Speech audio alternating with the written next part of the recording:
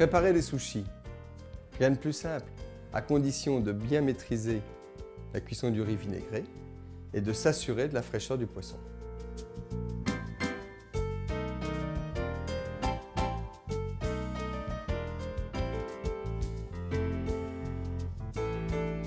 Commençons par réaliser le riz à sushi. Prenez un riz japonais, court et rond, qui devient collant à la cuisson. Lavez le riz à sushi dans plusieurs bains jusqu'à ce que l'eau devienne complètement claire. Égouttez.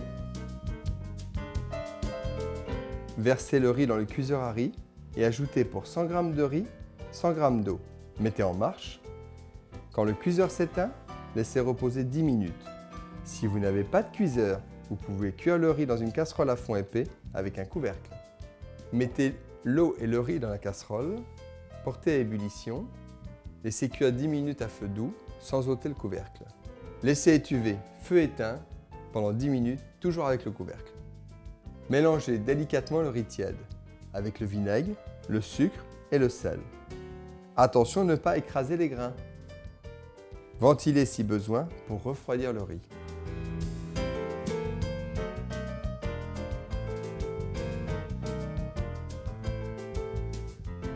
Couvrez avec un torchon humide pour éviter que le riz sèche. Le riz est prêt, nous allons préparer le saumon. Choisissez un filet bien épais. Assurez-vous qu'il ne reste pas d'arête.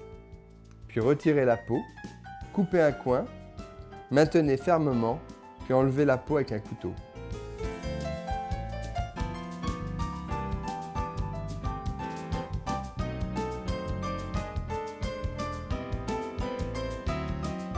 Ensuite, enlevez le gras.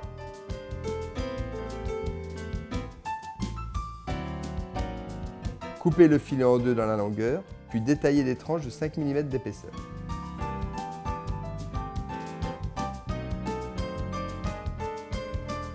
Nous pouvons enfin nous attaquer à la réalisation des sushis.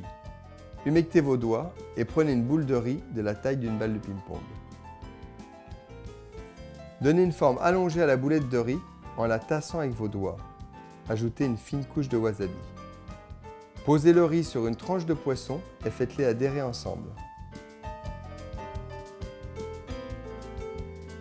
Retournez le sushi et tassez-le à nouveau avec vos doigts en le pressant sur les côtés et sur le dessus pour qu'il soit parfaitement formé.